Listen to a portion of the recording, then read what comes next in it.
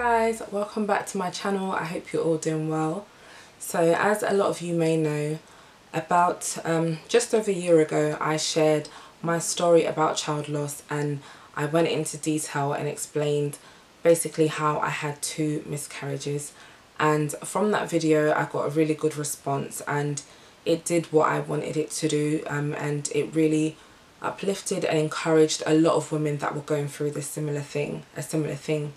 And recently, I would say within about the last 2 weeks or so, that video seems to be being viewed by a lot more women, and I have been getting so many comments, so many new subscribers, and just women saying, you know, Samira, thank you for sharing your message. It's really given me hope. It's really given me a positive outlook for my situation, and that's great. I'm so happy that it's able to help so many women.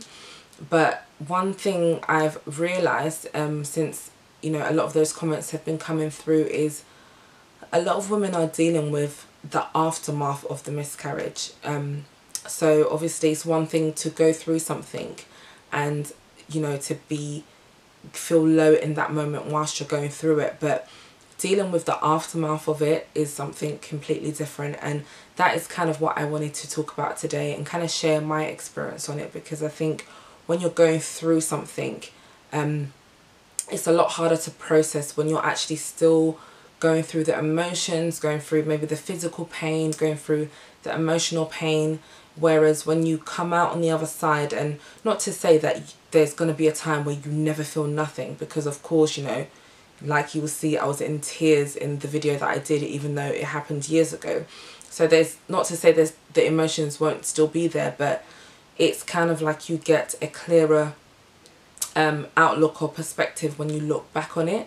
So yeah, that's what I wanted to share today. I'm going to try being the keyword to keep this video short. Yeah, so to start it off, not that there's anything really good that you can pick out from something so heartbreaking, something so hard to go through, but that is something that I try to do. You know, whenever I go through something that is quite challenging or that is, you know, brings me to a low place, I do feel like there's some sort of lesson that you can take from it. So I'm kind of going to look at the pros and cons, and again, please understand what I'm saying. I'm not saying there's any good thing about having, you know, a miscarriage or going through child loss, because it's the hardest thing one of the hardest things you can go through.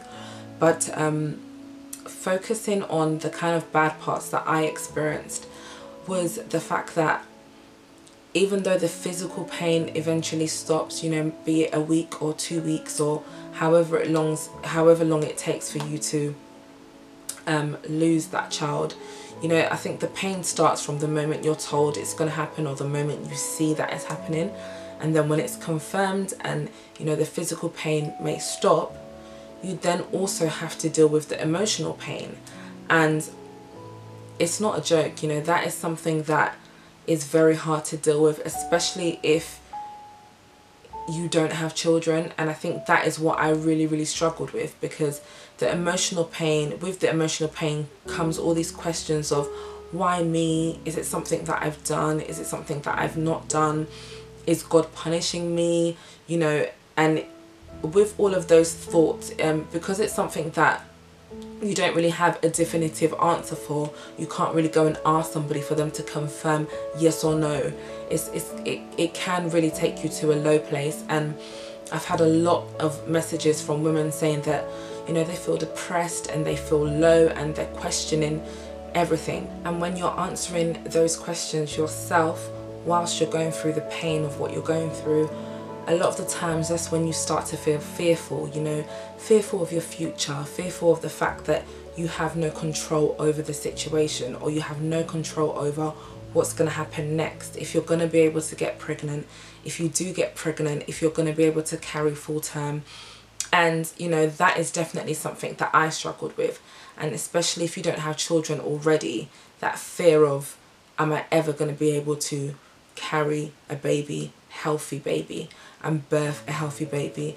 And so feelings of fear, feelings of guilt, feelings of that level of pain really do contribute to why women feel so depressed after they have a miscarriage. And that kind of leads me to my next point, because I can't say I personally went through this, but I definitely know women that have, and women have even reached out to me and said it, that it's almost like, you know, people around you that know that you have a miscarriage kind of give you like a grace period where they allow you to grieve, they allow you to cry, they allow you to talk about it. But then it's almost like after a while it's kind of like, okay, you had a miscarriage, move on.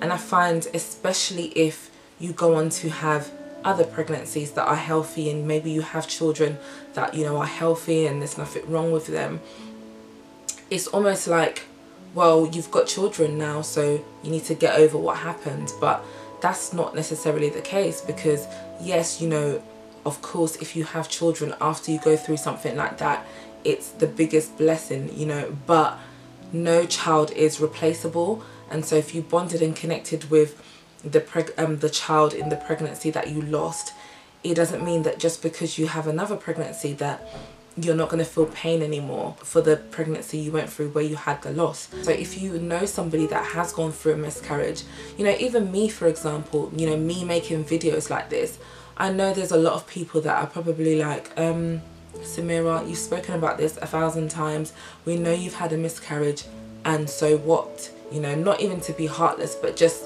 you know, some people might not be able to relate. But for me, it's something that is so deeply woven into my testimony that I can't help but talk about it, especially when I know that my story is helping other people. And so yeah, you know, I just feel like you have to allow women to feel, you know, what they need to feel. You know, if they need to cry, if you need to cry, cry. You know, whatever makes you heal, you need to allow yourself to go through those emotions. So that can be quite a difficult thing to go through when you're dealing with the aftermath of miscarriage, because it's almost like you feel you have to kind of suck it up and move on with life and get busy and try and forget about it, and, you know, put on this brave face when really you could be really broken and depressed and feel low inside. And the physical loss may have already happened, but there's so much going on internally that you can't always necessarily voice because of fear that it's going to be like, oh, you should be over it by now. So, you know, that is something that is really hard when you're dealing with the aftermath of miscarriage. But there's other things that I can list, you know, to explain, you know, the different types of things you can feel and how low you can feel and etc. But I just wanted to kind of flip that all on its head and say that, you know what, there is, you know, some goods that when I look back I can say that I've learned, and some good that I took from the experience that I had. And for me, the things that kind of stood out most is, you know, my relationship with God, the things it taught me about God, the things it taught me about myself. And, you know, for example, one of the things it taught me is that it's okay to praise God when things are going great and, you know, blessings are happening and you feel like life is perfect. But it's a completely different thing to praise God when you're going through something so heartbreaking, when you're going through something where it just makes you feel so low and you almost want to be angry at God. But as a Christian, you need to learn how to praise Him. It taught me so much about, you know, my posture before God and about my heart, and did I really have as much faith as I was claiming to have, and did I really believe that He could turn my situation around, and more importantly, did I want Him, did I desire Him as much as I desired having a child? And, you know, it really made me do a lot of soul searching and really get a deeper understanding of why I wanted it so badly. And it really made me search my heart, and I realised a lot about myself. So that was a really, really good thing that I took from it. Another great thing that I took from it is that, looking back now, it was something that was kind of preparing me for a purpose. And, you know, me choosing to share my story, how is it that this video has touched so many thousands of women, and so many women have been uplifted from it when it's me that went through it, you know, and my story isn't exactly the same as anybody else's, but somehow it's been able to touch and encourage so many women. I really do feel like God was positioning me for a purpose, you know, to be able to one day look back and say, you know, this is what I went through, this is how I overcame, this is how you can overcome, you know. So that's something that I definitely feel that God was doing, God had planned all along. Another thing that I realized as well is, at the time, I really did see it as kind of like a denial. You know, I felt like God was denying me of this dream that I had, and denying me of, you know, meeting this desire that I had to have a child. And, you know, that is a dangerous place to be, because like I said, it makes you question everything. You know, you could even turn around and be angry with God. But for me, I've realized now that it wasn't denial, it was delay. You know, God chose to delay that process in terms of me having a child, because he knew at the time when I wanted a child that I just simply wasn't ready. I wasn't ready to receive that blessing.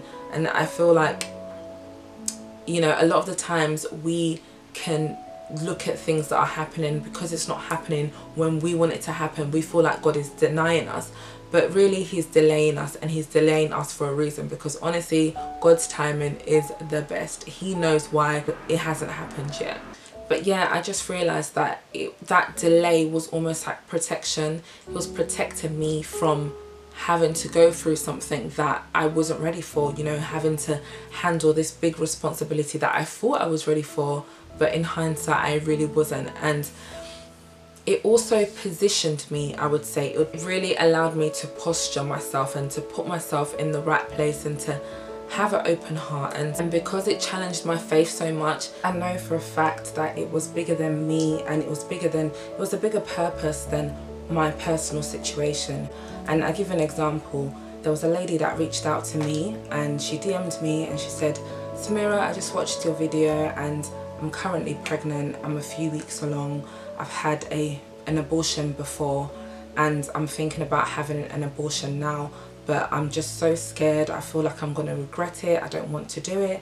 And I spoke with her for a couple of months, and she felt like she wanted to have an abortion because she was so scared that she wouldn't be able to handle being a young mum, and, you know, she was scared that her boyfriend wasn't going to be supportive. But as I kept speaking with her and kept, you know, asking her questions, I got to realise that she was also really scared that if she did have an abortion, that she'd really, really regret it. And so, you know, of course I didn't want to tell her exactly what to do, because it's not my life, it's not my situation, but I had to share with her what I thought, and that was that don't have an abortion. You know, even if you don't feel like you can raise that child, have it and give it to someone else. But I knew that once that pregnancy developed, she'd fall in love with the baby, and so I didn't pressure her to make any decision based on what I was saying, but I just shared with her my thoughts because she asked. And, you know, I kept checking in on her, you know, and she would check in with me and say, you know, this is I went to the scan today, etc, etc. And eventually she sent me a message to say, you know what, Samira, thank you so much. After talking with you and talking with my mum, I've decided to keep the baby. And now she's had the baby, and she's had a beautiful baby girl, and I've seen pictures of the baby, and it's just so amazing, you know, that, you know, something that I went through, of course it wasn't solely because of me, but something that I went through because of, you know, me going through that and me sharing my experience, I was able to, you know, contribute to the fact that she made a decision to bring life into the world. And so for me, they're the sort of things that bring, you know, that just show me that it was bigger, it was for a bigger purpose than, you know, my personal situation. And then just to close it off, as my last point, I would say that, you know, something that is so good that came from that situation, that came from that experience, was the fact that you really don't know just how much strength you have and just how strong you are until you go through and face those